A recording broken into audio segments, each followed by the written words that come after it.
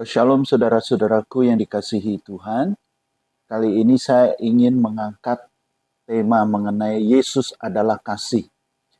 Pernyataan bahwa Yesus adalah kasih itu adalah inti dari ajaran Kristen. Ya, mengenai sifat dan misi Yesus Kristus. Jadi kalau kita bicara mengenai kita pengikut Kristus, maka mau tidak mau bahwa kasih itu harus ada di dalam kita sebagai orang yang percaya kepada Yesus. Karena tidak mungkin kita mengaku bahwa kita adalah pengikut Kristus, tetapi inti daripada atau bukti daripada kita sebagai pengikut Kristus tidak memiliki kasih seperti kasih Yesus yang sudah nyata di dalam hidupnya, yang telah mengorbankan dirinya sendiri, bahkan banyak hal yang sudah dibuat oleh Yesus pada saat dia ada di bumi ini, dan ini menjadi inti daripada kekristenan. Jikalau kita sebagai seorang Kristen atau pengikut Kristus tidak memiliki kasih yang diajarkan oleh Yesus Kristus, maka dia bukan pengikut Kristus. Jadi apapun perbuatan baik kita, apapun pelayanan kita, apapun yang kita buat ya menurut manusia baik, tetapi menurut Tuhan itu bukan kasih yang diajarkan, maka dia bukan melakukan kasih yang sesuai dengan ajaran Kristus. Nah, lalu beberapa hal yang di bawah ini saya mau menjelaskan ya bahwa sifat kasih Yesus dalam ajaran Kristen. Pertama itu adalah kasih sebagai inti pesan Yesus. Dalam Injil, kasih adalah tema sentral dari ajaran Yesus. Jadi kasih itu menjadi ajaran sentral, ya. Karena sentral, maka mau tidak mau apapun yang kita lakukan, apapun yang kita pikirkan, apapun yang kita perkatakan, maka sentralnya itu harus ada. Nah, sentral ini adalah kasih, maka harus ada kasih di dalam perbuatan, pikiran, perkataan, apapun. Itu harus ada kasihnya. Yesus mengajarkan bahwa kasih kepada Tuhan dan sesama adalah dua perintah utama dari hukum Tuhan, yaitu di dalam Matius 22 ayat 37 sampai 39. Yesus mengajarkan bahwa kasih adalah dasar dari segala tindakan dan sikap yang benar terhadap Tuhan dan manusia. Jadi ini tidak bisa ditawar-menawar lagi, bahwa kalau bicara mengenai sentral adalah kasih, maka semua apapun yang kita lakukan, seperti tadi saya katakan, perkataan, perbuatan, pikiran, semua perencanaan, hal-hal yang kita lakukan, semua ini harus berpangkal pada kasih yang diajarkan Yesus.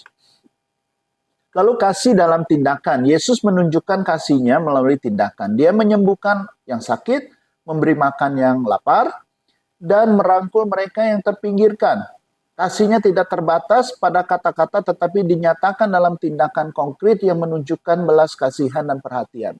Dan banyak orang yang selalu mengungkapkan atau mengatakan kasih, tetapi ini hanya sebatas di mulut. Jadi tidak sampai di dalam perbuatan. Ya, istilahnya lip service. Kita terlalu gampang sekarang mengatakan aku mengasihi engkau. Ya, aku mengasihi siapapun gitu ya. Aku melakukan ini karena kasih. Ternyata seringkali ini bukan berdasarkan ajaran kasih yang Tuhan Yesus ajarkan. Ya, bahkan hanya sampai di bibir saja, lip service. Ya, baik itu di dalam ibadah atau mau di mana saja. Jadi tidak terjadi di dalam perbuatan. Nah, Yesus mengajak kita untuk kasih itu harus ada di dalam tindakan. Dan yang kedua, kasih Kristus sebagai pengorbanan. Jelas kalau kita memahami ajaran Kristen, bahwa pengorbanan di salib. Kita seringkali mencemooh, khususnya orang-orang yang tidak percaya mengenai salib, dikatakan dengan berbagai macam cemoohan ya salib itu. Nah, tetapi tidak mengapa, karena kita sebagai orang yang beriman kepada Kristus, maka salib ini adalah sesuatu yang memang harus dimaknai, bahkan harus diimani ya sebagai pengorbanan yang dilakukan oleh Yesus. Nah, jadi salah satu contoh paling jelas dari kasih Yesus adalah pengorbanannya di salib. Ya, dalam Injil Yohanes 15 ayat 13, Yesus berkata, tidak ada kasih yang lebih besar daripada kasih seorang yang memberikan nyawanya untuk sahabat-sahabatnya. Kematiannya di salib dianggap sebagai tindakan kasih tertinggi, di mana dia mengorbankan dirinya untuk menebus dosa-dosa umat manusia dan memberi hidup ya bagi yang percaya. Ya, bukan hidup biasa saja, tetapi hidup yang kekal bagi yang percaya. Nah, dalam hal ini, di dalam kasih harus ada pengorbanan. Kalau di dalam kasih tidak ada pengorbanan, itu cenderung adalah kasih hasil dari perbuatan keinginan kita saja. Nah, seringkali kita memilih-milih untuk melakukan kasih, ya perbuatan kasih.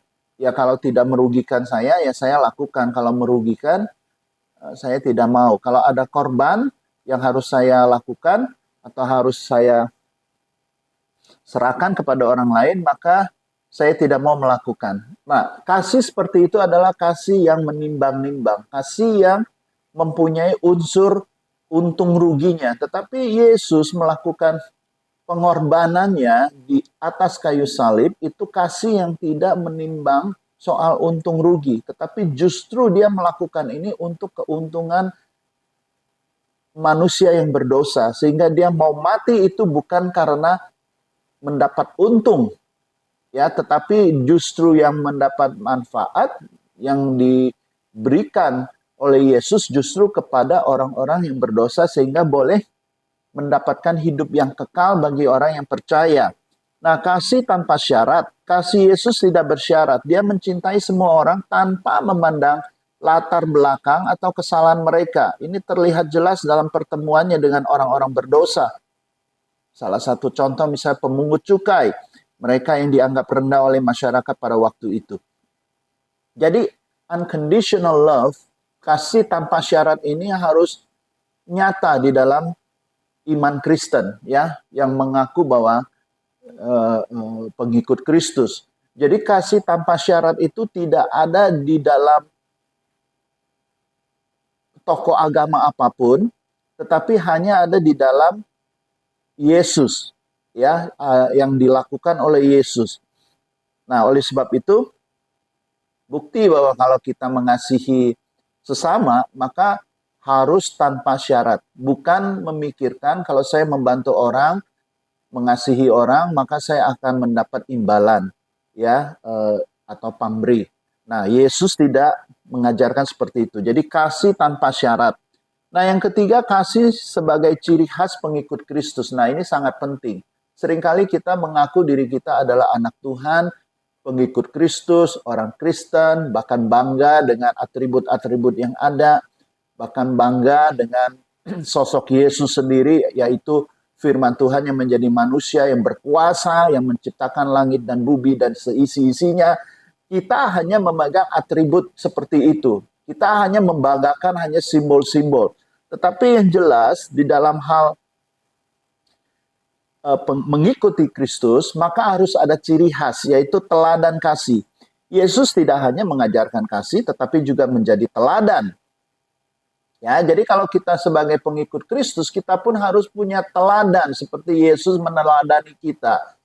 Nah, jadi kalau kita sebagai pengikut Kristus, maka harus menjadi teladan kasih yang sempurna. Di dalam 1 Yohanes 4, ayat yang ke-9 dan 10 dikatakan bahwa dalam hal inilah kasih Allah dinyatakan di tengah-tengah kita. Ya, Allah telah mengutus anaknya yang tunggal ke dalam dunia supaya kita hidup olehnya. Inilah kasih itu, bukan kita yang mengasihi Allah, tetapi Allah yang telah mengasihi kita dan mengutus anaknya sebagai pendamaian bagi dosa-dosa kita. Nah, jadi ciri khas sebagai orang Kristen adalah kasih itu sendiri. Jadi kasih itu harus ada muncul di dalam kehidupan kita sehari-hari. Ya, tidak melihat, mempertimbangkan bahwa untung ruginya kalau kita mengasihi orang itu, apa untungnya saya. Ya, bahkan cenderung kalau rugi itu tidak mau dia lakukan. Bukan. Jadi DNA sebagai seorang pengikut Kristus, mau tidak mau, ciri khasnya adalah kasih. Nah, lalu kasih sebagai identitas. Pengikut Yesus dipanggil untuk meniru kasihnya. Dalam Yohanes 13 ayat yang 34 sampai 35, Yesus memberi perintah baru kepada murid-muridnya untuk saling mengasihi seperti Dia yang telah mengasihi mereka. Ya, yang telah mengasihi saudara dan saya. Dan Dia mengatakan bahwa kasih di antara pengikutnya akan menjadi tanda bahwa mereka adalah murid-muridnya. Nah, selain ciri yang tadi saya sebutkan bahwa sebagai orang Kristen harus punya ciri kasih itu, dan juga tidak boleh lupa menjadi identitas. Jadi kemana saja kita pergi, orang bisa melihat bahwa ini adalah pengikut Kristus. Ya, sebagaimana kita ketahui identitas itu adalah sesuatu yang seperti misalkan merek restoran atau apa. Dari jauh kita sudah lihat bahwa kalau logo seperti ini itu adalah restoran ini, tidak akan tersarukan, ya, tidak akan menjadi salah. Nah, oleh sebab itu sebagai identitas pengikut Kristus, maka tidak bisa tidak ada dan harus ada sehingga orang melihat kita tanpa kita harus bicara mengenai soal pengajaran Yesus atau segala hal yang kita mau lakukan. Orang langsung melihat kita sudah tahu bahwa kita itu pengikut Kristus karena ada identitas sebagai surat terbuka, ya, Injil yang terbuka, yang orang bisa melihat di dalamnya ada Kristus. Nah, yang keempat, kasih dalam hubungan pribadi dengan Tuhan. Kasih yang mengubah hidup. Kasih Yesus tidak hanya bersifat teoritis, tetapi mengubah cara orang hidup dan berhubungan dengan Tuhan dan sesama. Melalui hubungan pribadi dengan Yesus, seseorang dapat mengalami kasih yang menyembuhkan, membebaskan, dan memulihkan. Nah, ini sangat penting. Bahwa kalau sebuah kasih tidak ada hubungan, hanya ada di mulut saja, hanya di bibir saja, lip service, maka itu tidak ada gunanya. Semua orang bisa mengatakan, bahkan orang yang tidak percaya Yesus Kristus pun bisa berbicara mengenai kasih yang Tuhan berikan dengan fasih. Ya, bahkan orang yang tidak memiliki iman kepada Yesus Kristus pun itu dengan mudah dia akan bicara kasih. Ya. Nah, oleh sebab itu kasih adalah harus ada hubungan pribadi dengan Tuhan. Ya, jadi kasih yang ada hubungan pribadi dengan Tuhan itu adalah kasih yang mengubah hidup. Tidak mungkin kita akan mengubah seseorang untuk percaya kepada Yesus, tetapi kita sendiri tidak ada hubungan dengan Tuhan. Lalu kasih dari mana itu muncul? Dari mana dia bisa berbicara mengenai kasih, tapi hubungan dia dengan Tuhan itu tidak ada. Atau sebaliknya, bicara kasih yang Tuhan berikan kepada dia, tapi hubungan dengan pribadi dengan sesama tidak ada. Jadi itu ngomong kosong. Jadi kasih harus ada hubungan pribadi dan Tuhan. Ini yang harus dimengerti. Lalu kasih dan pertumbuhan spiritual. Pengalaman kasih Yesus seringkali menjadi dasar bagi pertumbuhan spiritual seseorang. Melalui kasihnya, individu dapat menemukan tujuan hidup, kedamaian, dan kekuatan untuk mengatasi tantangan. Nah, ini satu hal lagi yang sangat penting, bahwa seseorang yang mengatakan punya kasih, hubungan Tuhan dan manusia, itu tidak bisa lepas daripada pertumbuhan spiritual. Nah, kita harus mengecek. Kalau kita sudah menjadi seorang Kristen atau pengikut Kristus begitu lama, bertahun-tahun, bahkan sejak lahir, tetapi pertumbuhan spiritualnya tidak ada. Kasihnya selalu muncul. Ya, kasihnya selalu cenderung tersembunyi. Kasihnya tidak pernah keluar. Maka ini harus dipertanyakan. Apakah benar ada kasih? Ya, sekalipun kita sebagai orang Kristen. Ya. Nah, oleh sebab itu kasih dan pertumbuhan spiritual itu harus nyata di dalam hidup. Ya, mungkin tadinya tidak punya damai, menjadi damai. Tadinya begitu menghadapi sesuatu langsung kekuatannya hilang atau tidak tahu bagaimana mengatasi tantangan.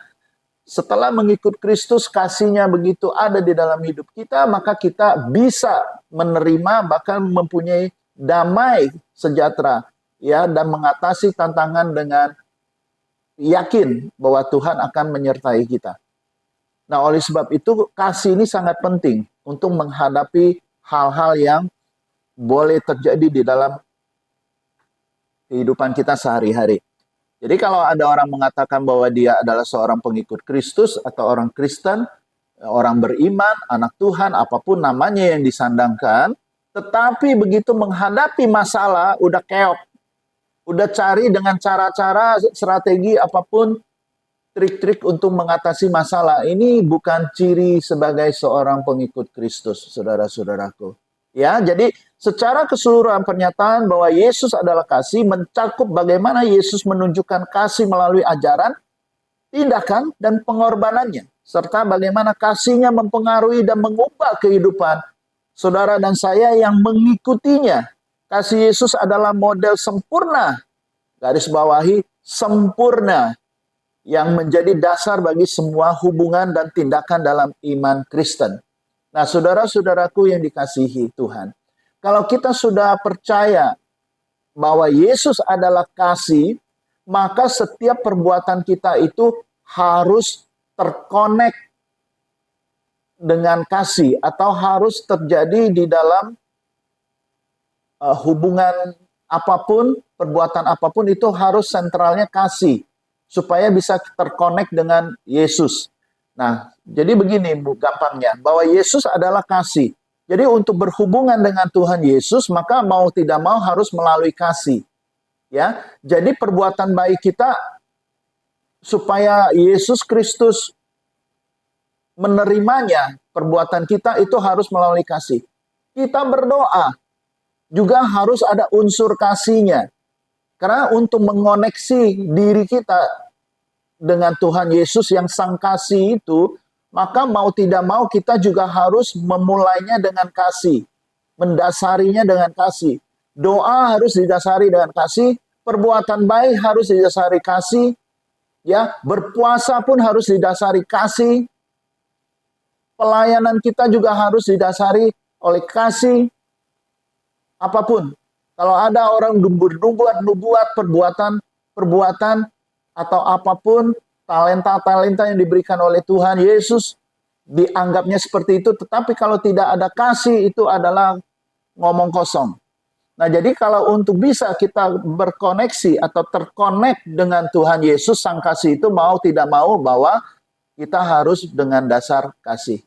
Ya, sesuai dengan ajaran Kristus. Nah, saudara-saudaraku yang dikasihi Tuhan, jikalau saudara-saudara ada pokok doa yang ingin didoakan atau ingin bertanya atau ingin konseling di dalam masalah-masalah apapun persoalan, silakan kirim email ke duniakonsultasi@gmail.com. Kami akan doakan, kami akan jawab sebaik-baiknya.